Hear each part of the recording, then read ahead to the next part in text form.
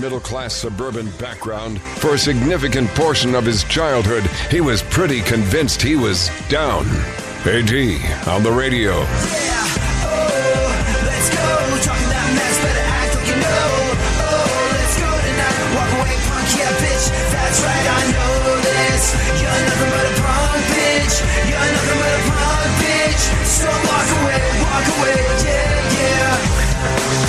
You've been talking about me for a long time. So, what have we learned from the Pope's visit? Is the Pope back in Italy now, Funkhauser? I think he is. International Airlines. I think so, yeah. Did you say International Hairlines?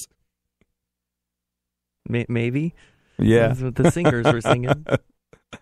What did we learn from the Pope's visit? I think we likes learned that economical vehicles.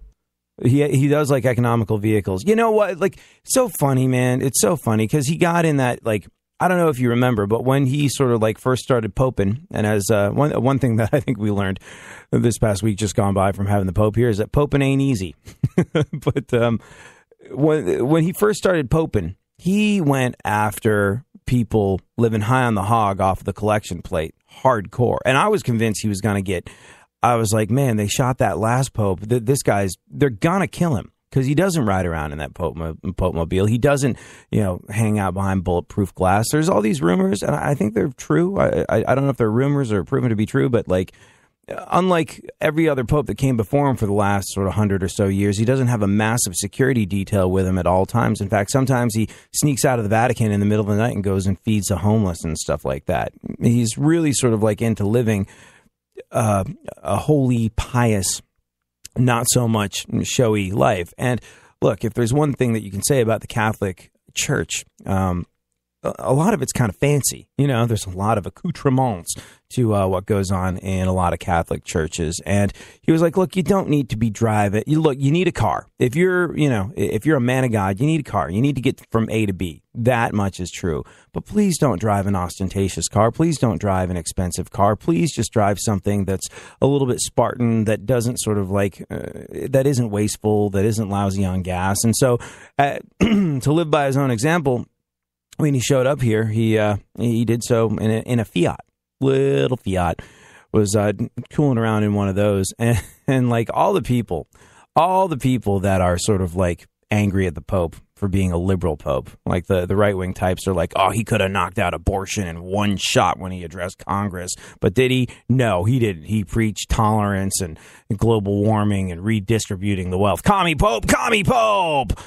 All those people were just like, yeah, he's riding around in that little tiny Fiat, and what they're not showing you is the enormous security detail of all the Hummers and all the sort of like gas-guzzling, fossil fuel-burning SUVs following him around. That Pope's a hypocrite Pope because he said, oh, it's tough. Poping ain't easy. He can't win. What else did we learn? What else did we learn about the Pope, Funkhauser? Ha ha ha ha ha. Great vocal coaches. I don't know.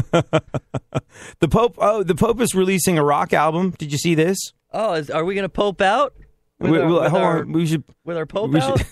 The Pope announced that he's releasing an album. In all seriousness, it's true. It's called Wake Up, with an exclamation point, and it's going to feature him delivering hymns and excerpts from his speeches in different languages, paired with uplifting music, says here, including pop, rock, and Gregorian chants. The album comes out November 27th. Y'all ready for hymn 12? Holla!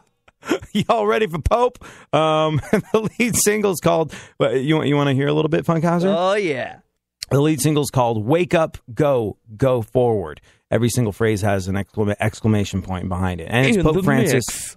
It's Pope Francis speaking to in the mix. Very well played.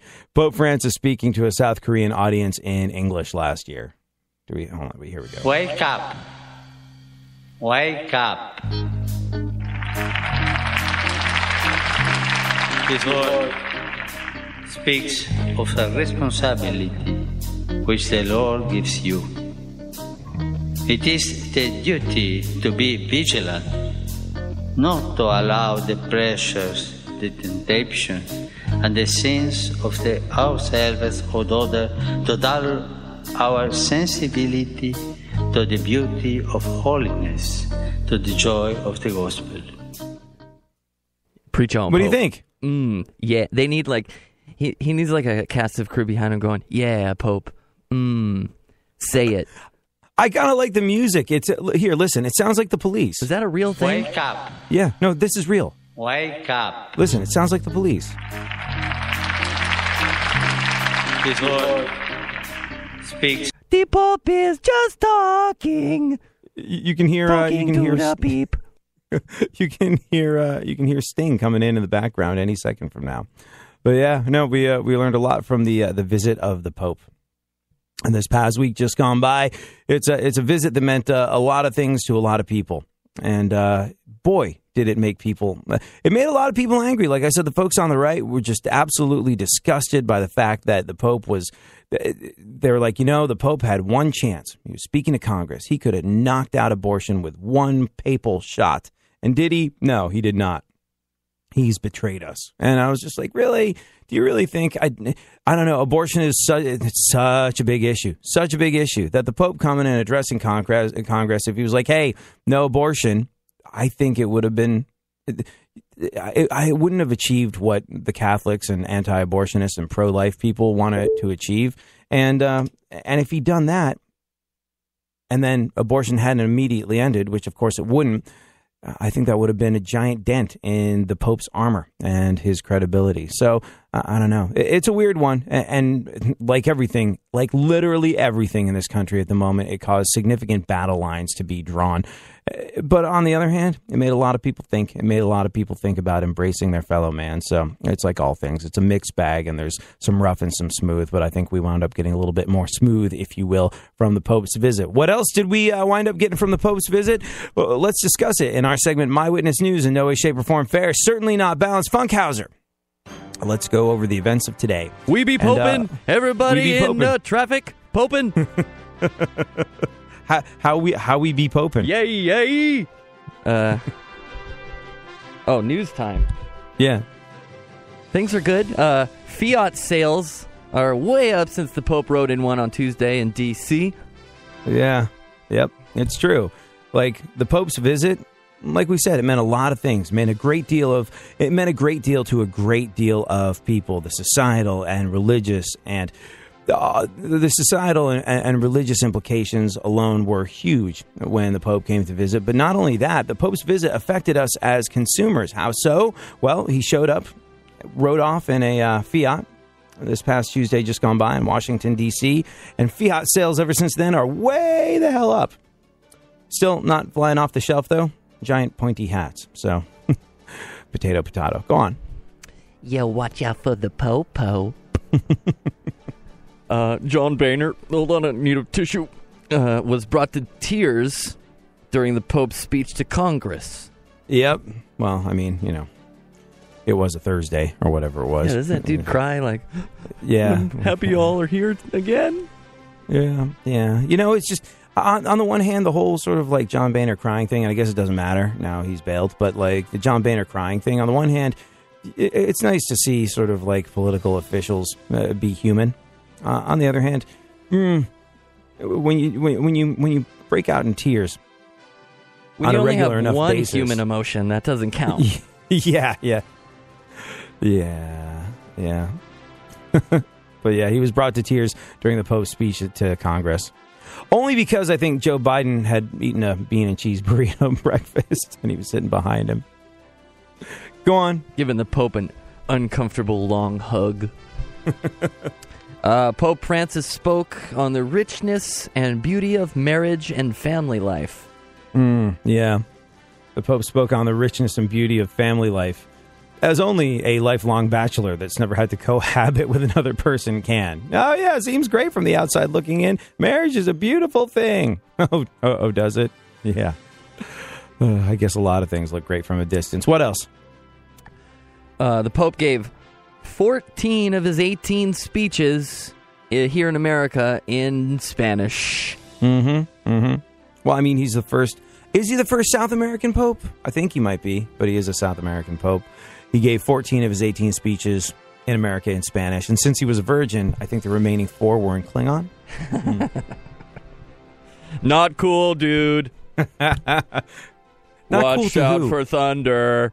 Go If on. I had a reverb button, not cool, dude. Donald Trump's poll numbers have dropped by 8%.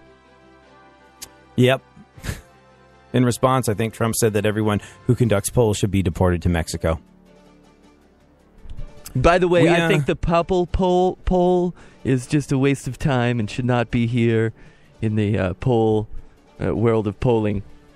You know, I've heard a lot of people do Donald Trump impersonations, and no one quite gets it. But I think you get it closer than anyone else, like Fallon included. Like Mine when keeps you start changing. speaking, It's when going you start a little speaking, like this. when you start speaking as Trump, like I immediately know it's Trump. The only reason I know it's Trump when Fallon does it is because he's wearing a wig and dressed like Donald Trump. So, good Hey job, man, Funkhauser. hey dude, I'm Donald Trump. Hey dude, I'm Pauly Shore. Hey dude, I'm Bill Clinton. Hey dude, I'm a dude. Now I'm going to play you a Yeah. song. Is Fallon any good at impersonations? I think he's good at. I think he's better at his singing impersonations than anything else, right? Like, I mean, when he sings like Neil Young, he really sounds like Neil Young. When he sings like Sting, he sounds Does like he Sting. really, or is he just doing that? Do you think he does because he looks like him? Like he's putting on the costume? You know, I think he sounds like him because he sounds like Neil Young because I heard the audio of him impersonating Neil Young at first, and I was like, did he get Neil Young to do a bit? Because, like, you know, he got Eddie Vedder to come on the show and do Balls in Your Mouth, and so you know he's very good at sort of getting famous musicians to do comedic bits. He got Sting to sing. He got Sting to sing ringtones and called it Sting tones, which I thought was pretty clever. So when I first heard the thing of him doing an impersonation of Neil Young, I was like, oh, we got Neil Young to do a bit. And then I realized it wasn't Neil Young. And I was like, that okay, well done. Well, you know, credit where credit is due. That's good. But I think he's better at doing impersonations when he sings than when he talks. I can do no impersonations whatsoever, so I don't know why I'm being critical. None at all. I can say Piggy like Kermit the Frog, but I can't You say got a any couple other in words. you. Like, I can't remember. You got Mike Tyson. You got a no, you do Mike Tyson. Jay Leno? It's so funny. Leno and Tyson are the same thing. It's the same exact thing. I never thought about it until just now. We're like, you can do Tyson and you can do Leno. And I was like, it's actually the same thing. Hey, I they never both realized sound it. pretty good. Yeah, they both sound very good. Yeah. Jimmy Kimmel is just a mean guy. Oh, Conan's still down. Let me kick him a little bit more. Go on.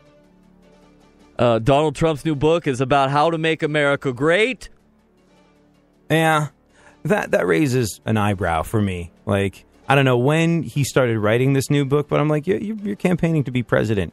When did you have time to come up with a book? You know, I'm sure the amount of work that he put into it as opposed to a ghostwriter is Hey, Angela, write this down. I'm going to talk at you for 15 minutes.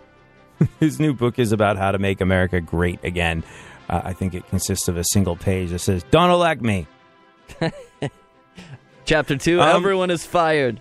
You know, I think we'll probably wind up doing a whole show on Trump this week because, look, he's an obvious comedic punching bag. His numbers in the polls apparently coming down. Carly Fiorina is gaining ground on him. Someone, I can't remember who it was. Someone, I think, was it on CNN or Fox or I don't know. It was one of the larger news outlets.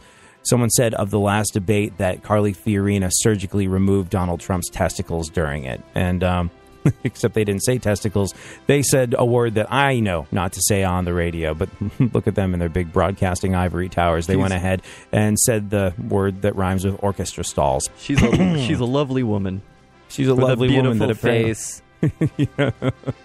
Dogface Fiorino is coming after me in the polls. But like, I don't think for a moment that when it comes down to it, he's going to get elected. I think there's so many people that are into him, that like him, that, well, when it comes time to actually pulling the lever for democracy and putting Donald Trump in, they won't. I think it's a lot like going to a hooker. Why? Why is voting for Donald Trump a lot like going to a hooker? We'll talk about it next.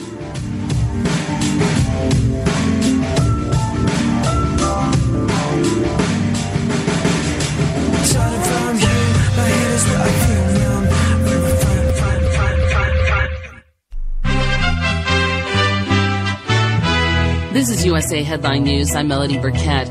President Obama is urging countries to work together to resolve international problems. By forging alliances with old adversaries, by supporting the steady emergence of strong democracies, accountable to their people, instead of any foreign power. During an address to the United Nations General Assembly, Obama emphasized that the UN's mission is to resolve those problems with diplomacy.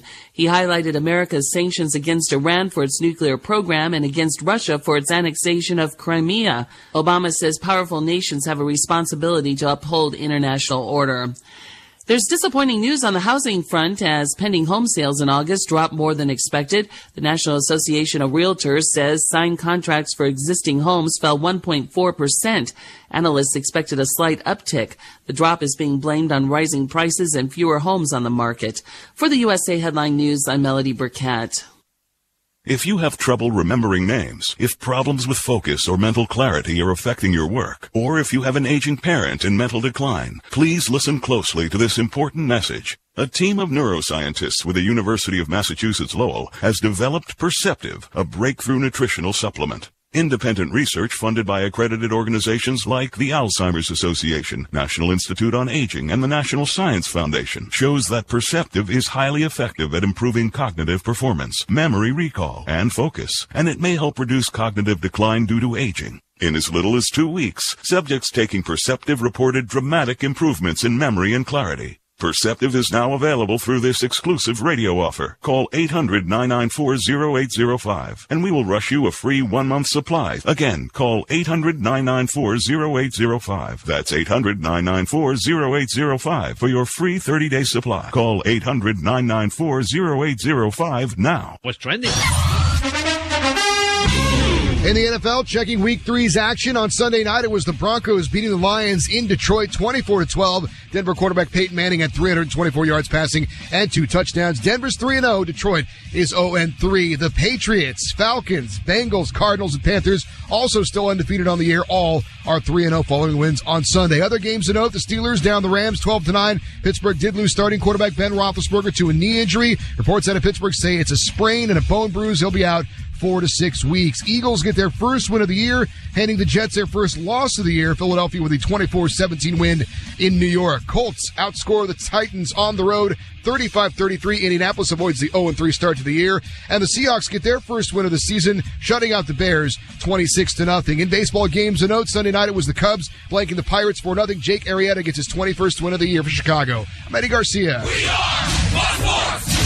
iHeartRadio shines the spotlight on Bad Company. It's a bad, I'm a rock and roll dream, yeah. 1979's Desolation Angels included the Rogers-penned hit Rock and Roll Fantasy.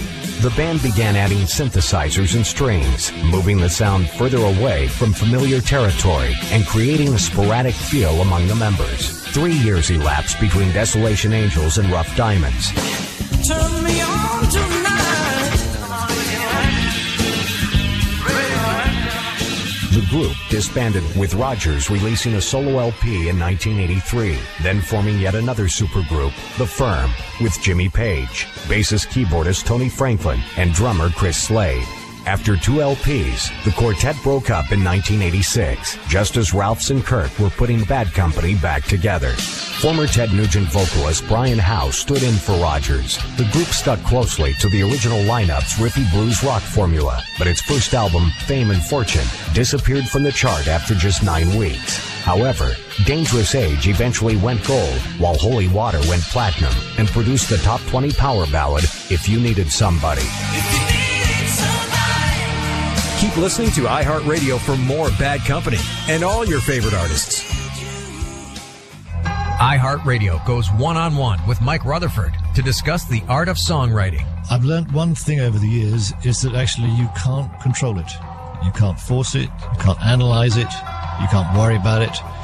You just go and have a good time and mess around, and then something comes along and you grab it. You know, it's something intangible. And if you try and make a program on how to do it and do it better, you get lost. So it's like a free form thing, which you can't control. You just let it ride or not ride. And if it's not working, then you just have a break. That's what I've learned. Keep listening to iHeartRadio for more Mike Rutherford and all your favorite artists. Real radio.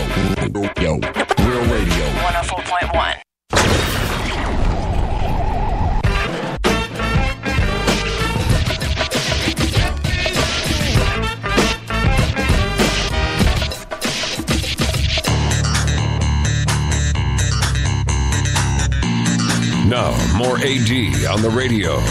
Back once again, the ill behavior, delivering and giving you a musical savior. Back once again, it's your boy AD again. Nobody rock a party better than me. Back once again, the ill behavior, delivering and giving you a musical savior. Back once again, it's your boy AD again. Nobody rock a party better than me.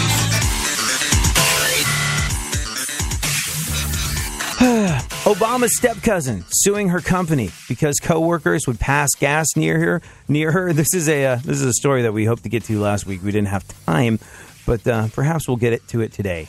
Another reason why I'm glad we're in different studios. The presidential crop dusting scandal. It's a real thing. Sounds like the setup to a terrible joke. As do many of the things on this particular show, but no, in this case, it's a real thing, and we'll talk about it. What else is going on in the world, Funkhauser? Well, didn't you just get verified on Twitter? I think I read that this weekend. You got a little blue check next to your name there on the tweets there. Yeah, I do. How did that happen? No idea. Absolutely none. Like I was just like I was goofing off on Twitter. I saw like a little V next to my name. I was like, you're a tweetist anyway. A tweetist? You tweet often and cleverly. Yes. Well, I don't know about cleverly, but I do tweet off. It's funny. Twitter, when it first came about, I was like, ugh, I hate this. Like, the thing about Twitter that I despised when I first got on it was the fact that, look, when MySpace came along, it was like very look at me. How many, like, do you remember when people in like 2007, 2008 would be like, I have a lot of friends on MySpace, or I have a lot, like, do you remember in MySpace? Oh, yeah. But Twitter, so MySpace was like a popularity contest. I remember that. Like, people viewed MySpace as an online popularity contest, and it was kind of stupid and vacuous and brought out the absolute worst in humanity. I think MySpace was sort of like the start of the digital decline. Like, every gaping hole in the fabric of human goodness that has been caused by the digital world can all sort of be traced back to the advent of MySpace, and sort of like, I have a lot of friends on MySpace. Yeah. Did I not see your message? Sorry. So many people follow me on MySpace that but the thing about MySpace was it was just like this. It brought about some rather horrendous aspects of human nature. I remember when it first came out, I was like, this is kind of cool. It gives everybody a chance to have their own website, which, nothing like that really existed at the time. I was like, this gives everybody like a little opportunity to have their own corner of the interwebs that is a reflection of them, and that's kind of neat. That's what I thought when it first came about, and then I was like, oh no. No, this is terrible.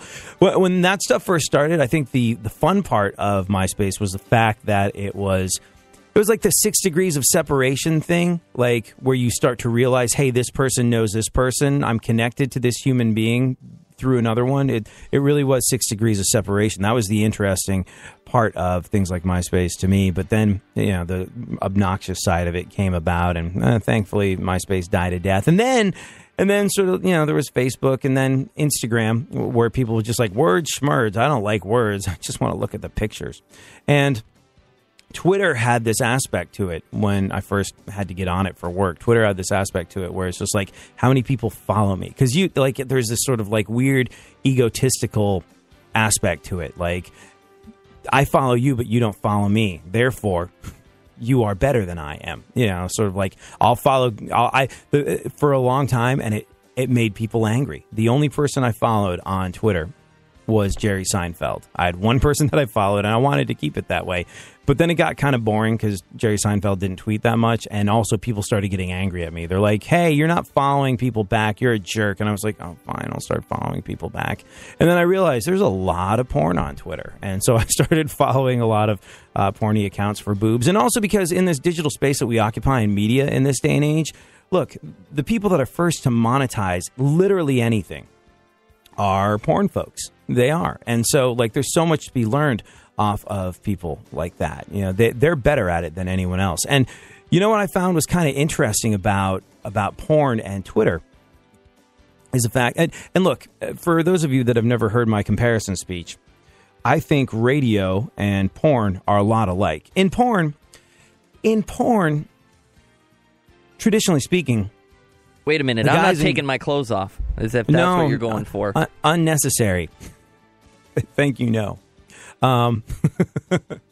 And I also promise to keep my clothes on, Thank too. you.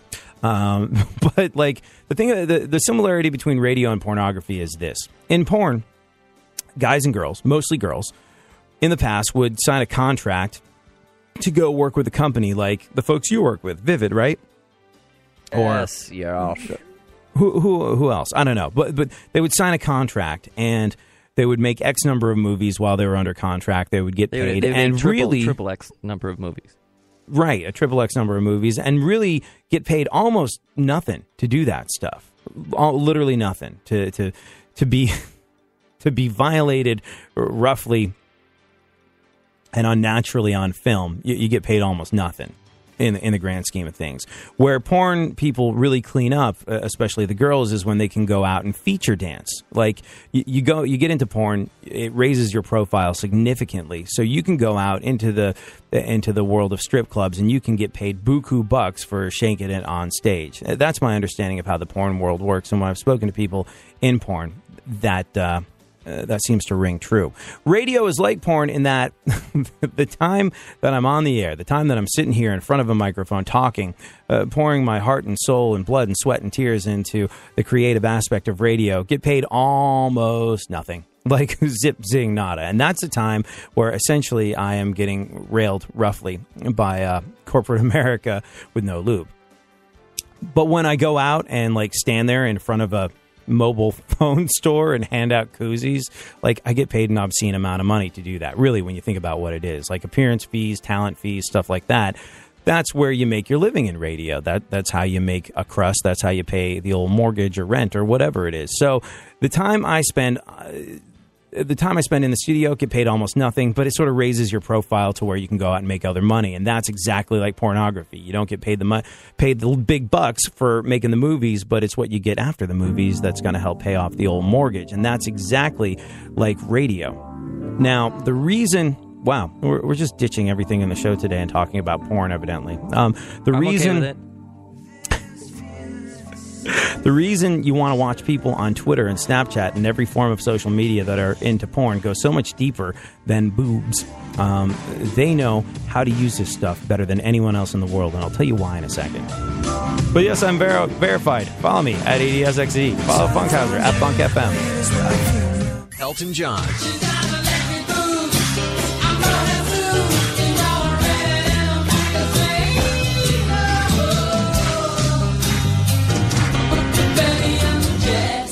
Born Reginald Kenneth Dwight, Elton John discovered his passion for music at an early age. He taught himself how to play piano when he was only 4 years old.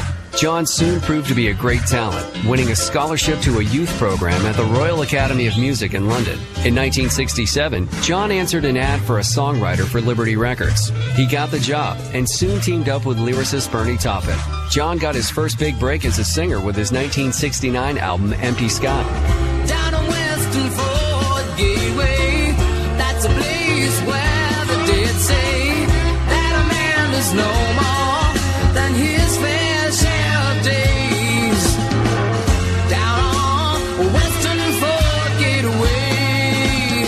While that recording failed to catch on, his 1970 self-titled effort featured John's first hit, Your Song. More hits soon followed, including such number one smashes as Crocodile Rock, Benny and the Jets, and Island Girl.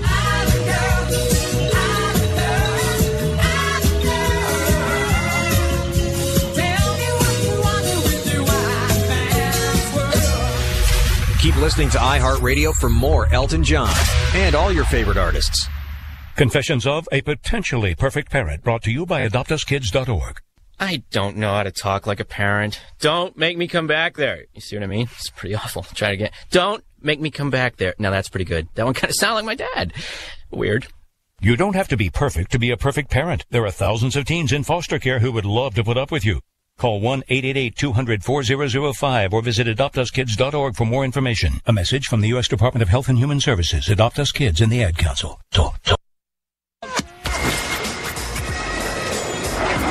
Now, someone who everybody wants to punch in the face.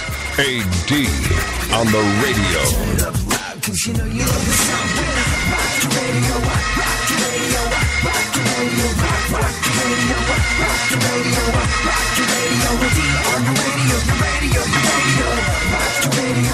So wait, what were we talking about, Funkhauser? Your little blue check mark next to your Twitter name. Oh, yes, I got verified over the weekend. Oh, and we were talking about porn and how it's like radio. Funkhauser said he's keeping his clothes on. I said, you misunderstand me. And this is why. Like we said,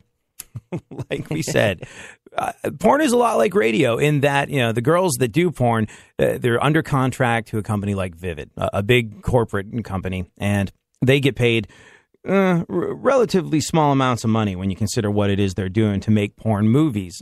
Where they go out and they kill it is now their status has been elevated because of said porn movies. They are now officially quote unquote porn stars. They can go to strip clubs and they can quote unquote feature dance and make ass tons of cash doing it and sell Polaroids for like $20 a pop or whatever the hell it is. But all the money is to be made kind of, note the pun absolutely intended. All the money in porn is to be made on the back end of the situation, and radio is very much like that. The time that I spend on the air in front of a microphone, pouring my heart, soul, and guts into doing creative, brilliant, scintillating radio that we do around here, I get paid relatively little. That is the time that I spend getting railed with no lube. But then I go out and quote unquote shake my ass, feature dance, and hand out koozies in front of a cell phone store. I get paid kind of stupid amounts of money to do that. Or if you hear me on the air, this is kind of like revealing some stuff.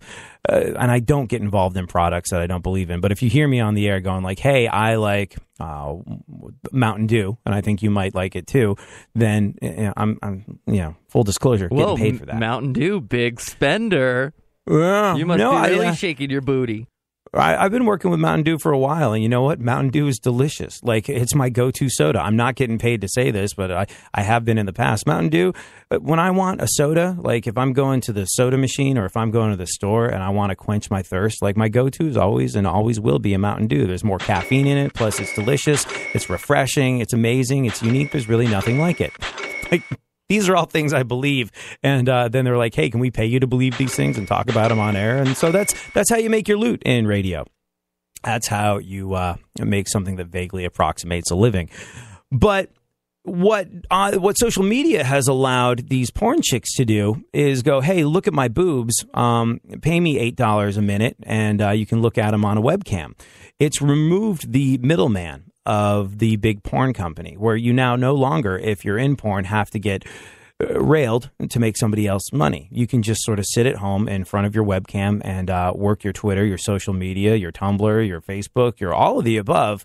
And if you're adept at that sort of thing, you never have to shake hands with the devil of corporate America. You can just be your own boss, work on your own time, and have a go of it. And so, porn chicks were the first people to figure out how to monetize Snapchat as well. Funkhauser, have you seen this?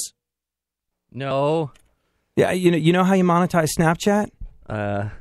You put your boobies on there? What? Well, you put your boobies on there, yes, but like, it's amazing. It's really, really interesting stuff because like, as soon as there is a new detox platform, tea. Girls holding up the detox tea. You can get it too. # clean colon. No, it's not even that. It's not like, so Instagram is mostly sort of like product endorsements. Like, you get enough followers on Instagram, you'd be like, oh, I feel so much better since I drank my detox tea. But this is how they're monetizing Snapchat. And I got to imagine that there's almost no taxes being paid on any of this. Porn chicks will be like, hey, send me $50 or buy something off of my Amazon wish list, and I will give you, I'll let you see my Snapchat. There will be boobs every day. And people like pay for this stuff. It's crazy. Like, and when I see that, I'm like, oh, so simple. Not something I can do because no one's ever going to pay to see me on Snapchat. But like, if there's a new platform, it's going to be used and it's going to be monetized first by people in the adult entertainment industry. Porn is the whole reason why there was VHS. Porn, like, remember back in the day, or maybe this is before your time, but it was VHS versus Betamax. And Betamax was everything VHS was not. It was crisp, it was clean, it was high quality, the tapes lasted longer. There's everything about Betamax was apparently better. I wasn't really aware at the time, but I remember there was like a VHS versus Beta thing, and VHS was cheaper. and people in porn wanted to crank out content cheaply. And what do you do when you want, like, the idea that you could purchase and rent video cassettes of porn was, like, apparently a huge deal at the time. Because up till then, if you wanted to see pornography, you had to buy a reel-to-reel type of situation and a projector and all this stuff at home, and that was a big deal. Or you had to go to a porno theater. Ugh.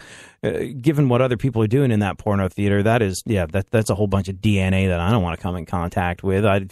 If I ever go to a theater and the floors are sticky, I like it to be from gum and candy, and no thank you. That sounds absolutely revolting. I can't believe anybody ever did that. But VHS changed it all. Video cassette changed it all. And that shaped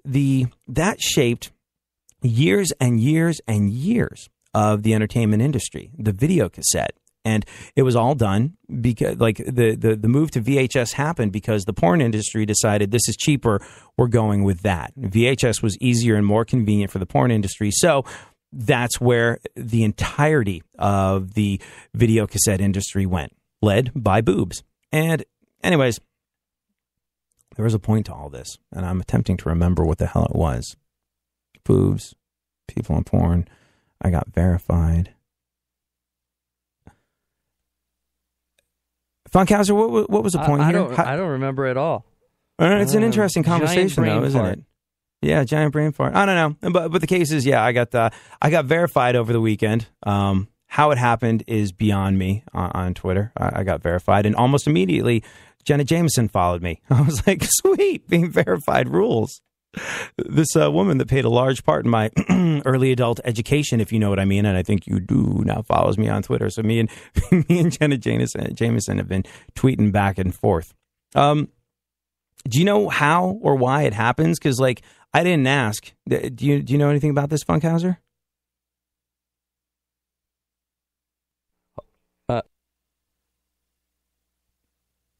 Hello? Anyone? Yeah. Sorry, I'm on the phone. Hold on. Are you really on the phone? You know how when you get a phone call on the air, I just got one of those. So hang tight. I'll just, Can we take the level of professionalism in the show any higher? I get calls, he gets calls. But yeah, I heard on Twitter they verify you. They've got.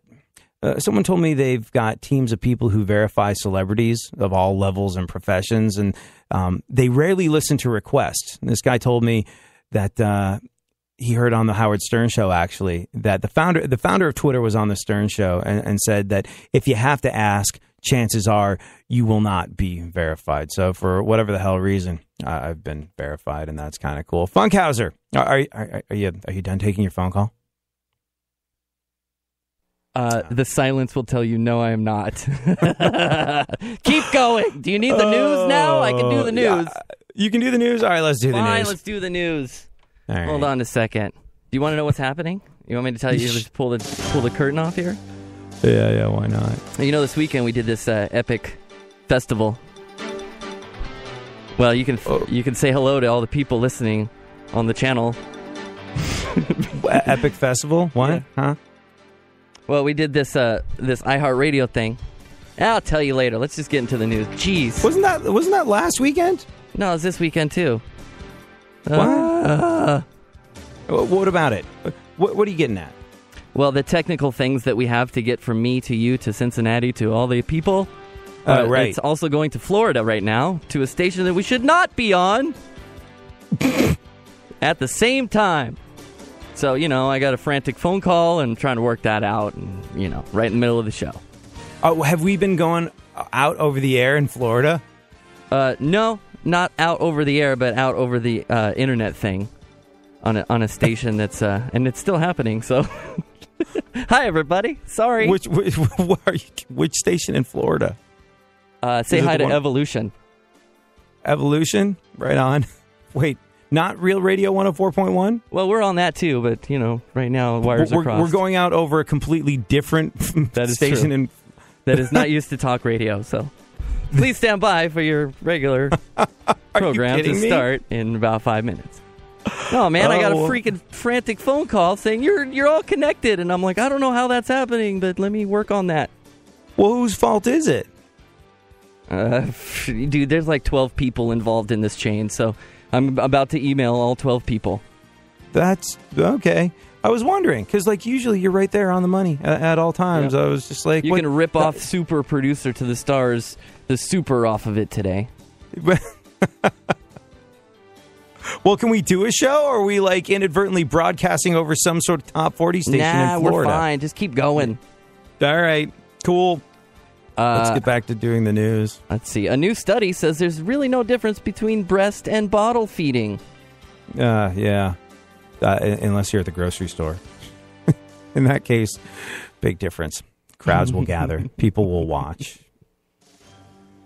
It's distracting. Have you seen many? People like it's kind of a hot button issue. Women's right to whip it out and breastfeed in public. I can't think of an instance where I've actually seen that. Can you? No, I can't think of one. Yeah, I don't know. I suppose it would be distracting, and boobs are there. Like when they're there, you must look, and you don't want to be a creeper, but it's just like it's almost something that you have little to no control over. If you're really, really good at being a dude, if you're a sensitive, caring guy that worries about a woman's sense of safety and comfort at all times, then you find a way to look at boobs out of the corner of your eye. It's a peripheral vision kind of thing where you don't want to make them feel like a piece of meat, but you know that you have to look at them, so you manage to sort of like catch a sideways glance of the whole situation. I can't think of a single time where I've had to do that with breastfeeding moms. I don't know. But, absolutely, if you want to whip it out in public and feed your child, that's part of the circle of life, and I think you should be able to do that. I don't think it's offensive to anybody, and people that are offended by it are, well, yeah, that's a you problem, not a her problem. Go on. A survey found that 54% of Americans believe that extraterrestrial life exists. In other words, 54% of Americans have seen Gary Busey. Go on. Go on. Are we still dealing with a station in Florida? Jeez, it's just so difficult right now. The show's almost over. Pizza is officially the most Instagrammed food. Yeah, I thought it would have been a kale salad. Said not one single American. Continue. The Pentagon has employees that recently tried to expense bills from strip clubs and casinos. And in breaking news, the employees have all been reassigned to the Secret Service, where that sort of thing is not frowned upon. It is, in fact, accepted and encouraged. What else? One last piece of news. A new study says people who think they're overweight are more likely to actually gain weight. Yeah, I saw that. Isn't that crazy? If you're like me, did you do that thing that you do every January 1st? You make some sort of ridiculous New Year's resolution, and along with all the other resolutions that you're going to be unable to keep, you say, this is the year. This is the year that I'm going to do it. This is the year that I'm going to become a ripped, toned, shredded, single-digit body fat, six-pack having super athlete when I hit the beach. And if you're like me, spend most of the summer waddling and sweating and hoping not to get harpooned after being mistaken for a beach whale while you're summering. And it could be your mind rebelling against you that's preventing you from losing the weight. This study says that people who think they're overweight are more likely to actually put on weight. You can read more about it in the latest edition of Cruel Ironies Monthly. Have yourself an awesome one. Follow me on Twitter. I'm verified at ADSXE. Other times you feel like it's cool to turn the other cheek and give people the benefit of the doubt even when they don't deserve it.